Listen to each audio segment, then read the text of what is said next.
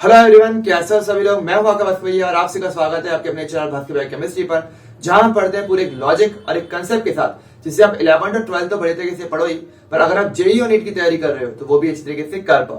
तो बच्चों देखो, आज का जो हमारा वीडियो है वो हमारा वीवीआई टॉपिक सीरीज का एक नई वीडियो, जिसमें आज हम एक नए टॉपिक की बात करेंगे जो जेईई और नीट में जहां पर क्वेश्चंस के आते हैं।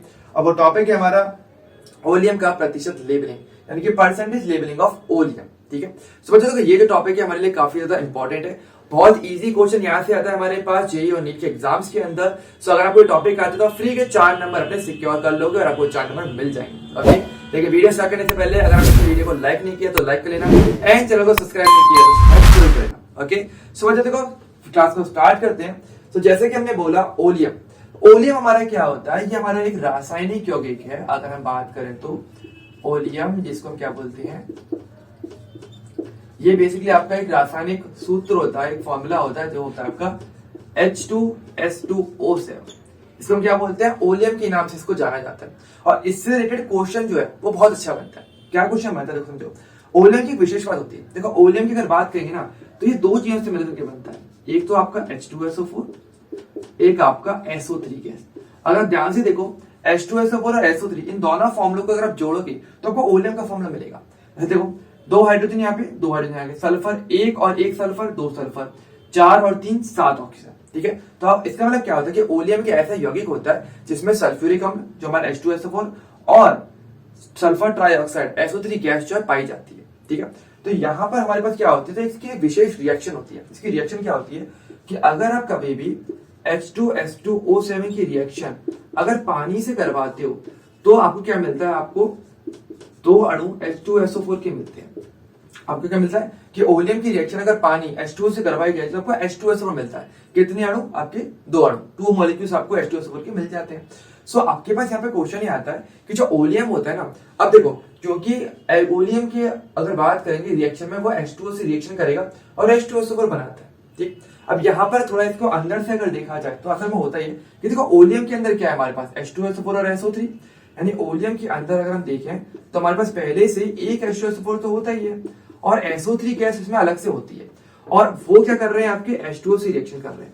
अब देखो, आपको पता है H2SO4 बनने वाला है, उसके 2 अणु बनेंगे, 2 मॉलिक्यूल्स बनेंगे। तो एक तो वैसे का वैसे बन जाएगा जो पहले से इसके अंदर था। तो एक H2SO4 था आपका, जैसा था वैसा का वैसा इसके अंदर आ जाता है ना। लेकिन होता क्या है कि जो SO3 और जो H2O है, यानी जो इसके अंदर ओलियम के अंदर जो SO3 गैस होती है, वो असल में क्या करती है, पानी से रिएक्शन करती है।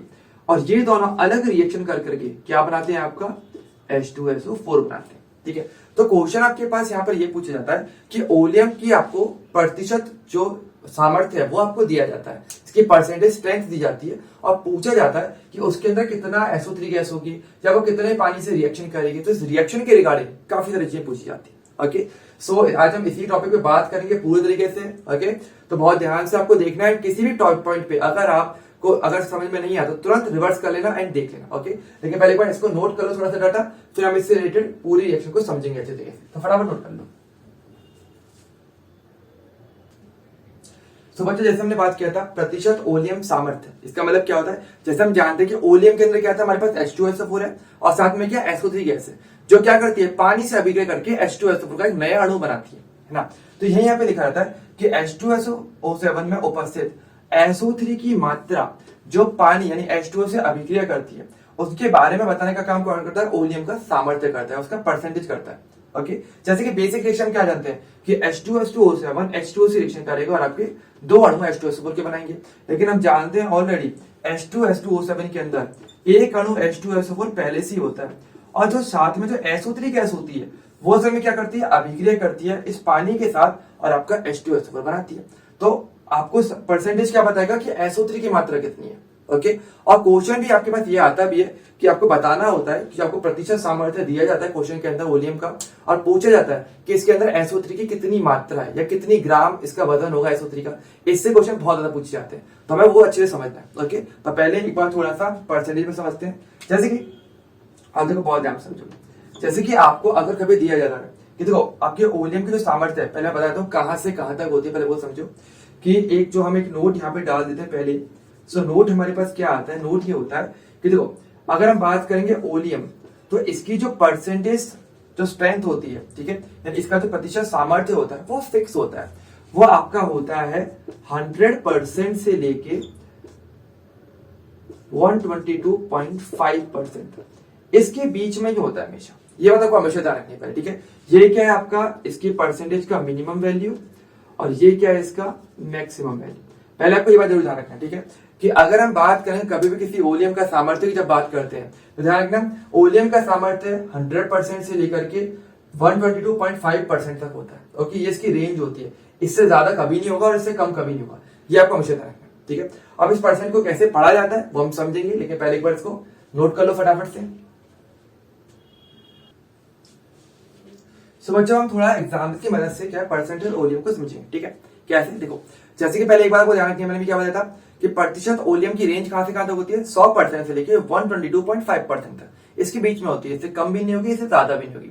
और इसका मतलब क्या होता है, जैसे कि देखो जो ओलियम की जो शीशी आती है, जो केमिकल आता है जिस बोतल में आता है, वहां पर पीछे उसका परसेंटेज लिखा हुआ रहता है लेबल में। ओके, वहां पे लिखा हुआ रहता है कि भाई वो 109% होगा, 110% होगा। तो उसका मतलब क्या होता है वो आपको समझना होता है, और वहां से क्वेश्चन आता है कैसे।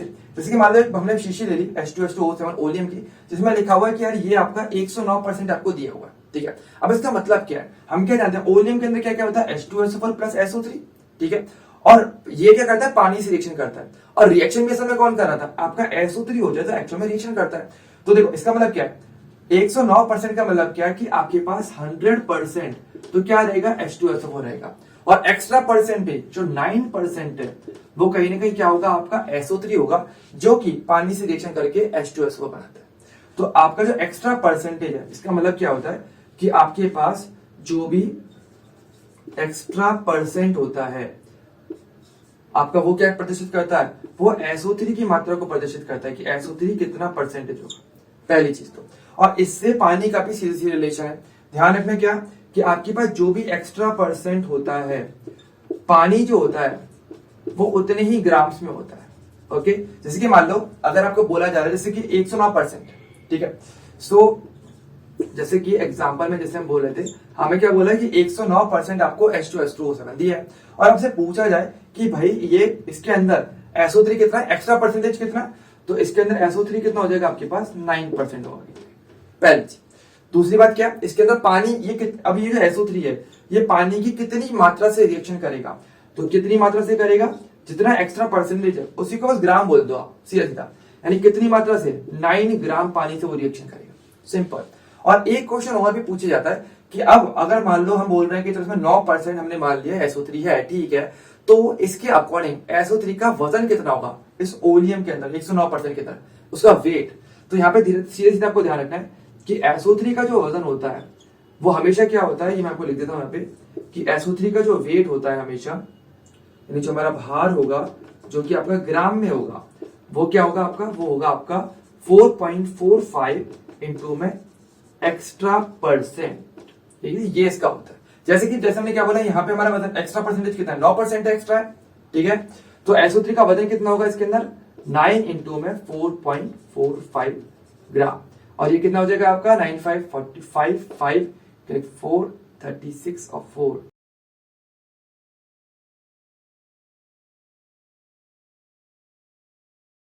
40.05 ग्राम, ये बेसिकली क्या हो जाएगा, SO3 का वेट हो जाएगा, सिंपल। तो यही क्वेश्चन आपके एग्जाम में जरूर पूछे जाता है। ओके, सो इसको हम चाहें तो एक मैं शॉर्टकट तरीके से और लिख देता हूं, ओके, लेकिन इससे पहले एक बार इसको नोट कर लो, फिर हम इसका जो मेन सार है जहां से आपके 4 नंबर के क्वेश्चन बिल्कुल फिक्स हो जाएगा सीधा सीधा, तो उसमें बात करेंगे, पर एक बार पहले इसको नोट कर लो फटाफट से एग्जाम्पल को। सो अब एक बार हम थोड़ा फॉर्मूला अच्छे से समझ लेते हैं ताकि एक ही बार में पूरा पाइंड अप हो जाए, इजी है। सो जैसे कि हमने बोला था कि अगर आपके पास ओलियम का जो भी परसेंटेज लेबलिंग का जो परसेंटेज सामर्थ्य है ओलियम का दिया हुआ है, तो उसमें अगर हम माने कि भाई एक्स जो नंबर है वो एक्स्ट्रा है, मतलब 100 से कितना ज्यादा है, ठीक है, तो मान लो कि वो x% आपका एक्स्ट्रा दिया हुआ है, ठीक है, तो H2SO7 में SO3 की मात्रा कितने ग्राम होगी, एक तो ये पूछा जाता है, वो होगा 4.45 इंटू एक्स ग्राम, ठीक है, सीधे सीधा उस नंबर से मल्टीप्लाई कर देना बस।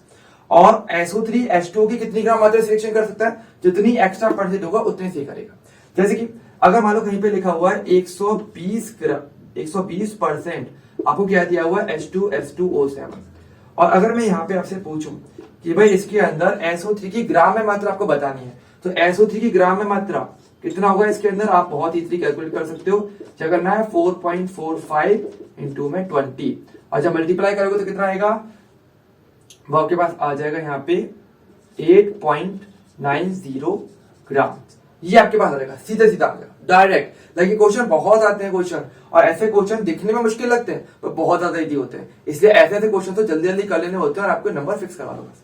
ओके अच्छा, अगर पूछो भाई कि इसमें SO3 पानी की कितनी ग्राम मात्रा से रिएक्शन करेगा, तो जितना एक्स्ट्रा परसेंटेज कितना है 20% एक्स्ट्रा है ना, तो आपका क्या हो जाएगा 20 ग्राम। ठीक है, तो यहाँ पे मेंशन भी कर सकते हो।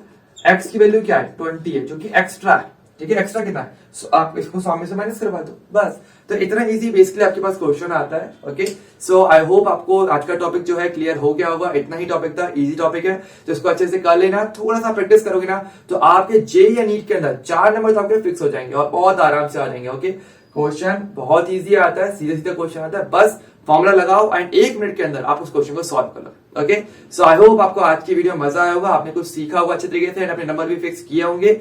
सो वीडियो को लाइक जो करना एंड फ्रेंड्स के साथ शेयर जरूर करना। इसके अलावा आगे वीडियोस भी आते रहेंगे, तो चैनल पे बने रहना एंड सब्सक्राइब करके रखना। ओके, तो जल्दी मिलेंगे नेक्स्ट वीडियो में, तब तक के लिए bye bye and take care.